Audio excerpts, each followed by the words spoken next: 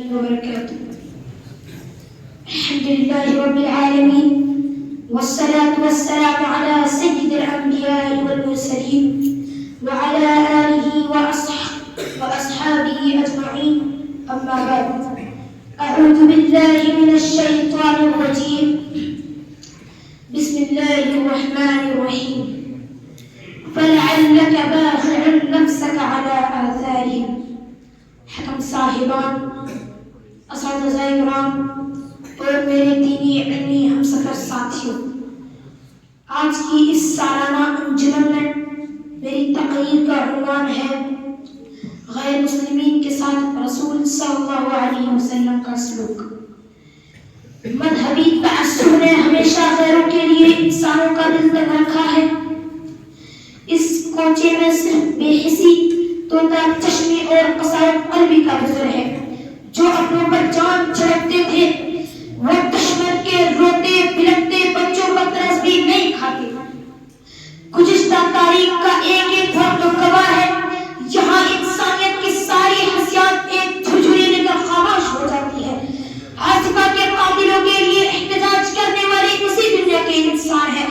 Mob lynching کے مجرموں کو ہار پہنانے والے بھی انسان کہلاتے ہیں.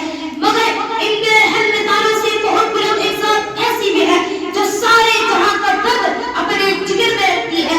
دوست وہ دوست ہے، دشمنوں کے قلب میں بھی گھلتی ہے.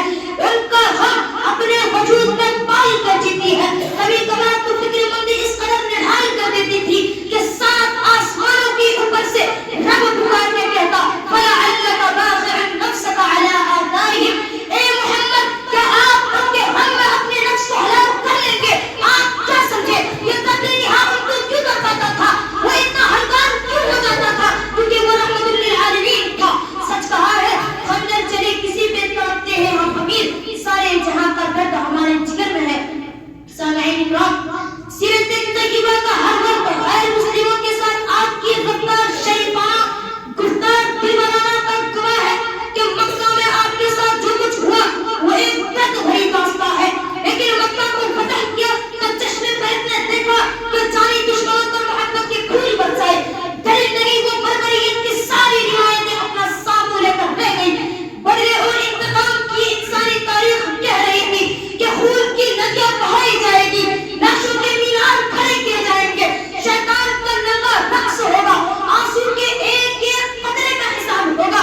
لیکن عام عربی کے اعلان نے اب وہ درگزر کی نئی تاریخ رقم کر دی اور زمان حال سے کہہ دیا مجھ میں تھوڑی سی جگہ نہیں نفرت کے لیے، میں تو ہر وقت محبت سے بھرا رہتا ہوں. سامعین اکرام، مشرف پر اسلام ہونے والوں میں ایک بڑی تعداد اور ہر مسلموں کی تھی جو آپ کے تیرے اخلاق سے گھائل تھے. وہ تمامہ جو نبی کے خون کے پیاسے تھے، ان کو پکڑ کر لایا گیا، نبی کے قدموں کے نیچے ڈال دیا گیا. تمامہ امید چھوڑ چکے تھے. زندگی کا گزرا ہوا ایک ایک پل، ایک ایک لمحہ یاد آ رہا تھا.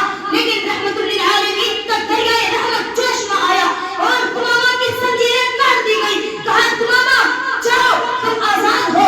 تمامہ مہربانی کا یہ قرض لے کر وہ جھل قدموں کے ساتھ واپس آ گئے اور اسلام میں داخل ہونے کے بعد کہتے ہیں اللہ کی قسم آج سے پہلے آپ اس دنیا کے سب سے زیادہ قابل نفرت انسان تھے. لیکن آج آپ پر دنیا کی ساری چیزیں قربان ہو جانا چاہتی ہیں. سامعین اکرام، یہودی بچہ بیمار ہوا تو انسانیت کا درد جھلک اٹھا، عیادت کے لیے پہنچ گئے. یہودی بچے کو مرنے سے پہلے مسلمان کر لیا اور اشکوں سے بھیگے لہجے میں کہا اللہ کا شکر ہے ایک جان جہنم سے آزاد ہو گئی. اس میں اپنی تقریر کو ایک شعر کے ساتھ ختم کرنا چاہتا ہوں. نظر ملا نہ سکے اس سے اس نگاہ کے بعد، وہی ہے حال ہمارا جو گناہ کے بعد. نظر ملا نہ سکے اس سے اس نگاہ کے بعد، وہی ہے حال ہمارا جو گناہ کے بعد. میں کیسے ان کی سخت ہوتا خود کو، کسی کی چاہ نہ تھی دل میں تیری چاہ کے بعد. آخر میں اللہ تعالیٰ سے دعا ہے کہ ہم تمام مسلمانوں کو صراط المستقیم کی راہ میں چلنے کی توفیق عطا فرمائے. آمین. وآخر دعوانا ان الحمد للہ رب العالمین. السلام علیکم ورحمۃ اللہ وبرکاتہ.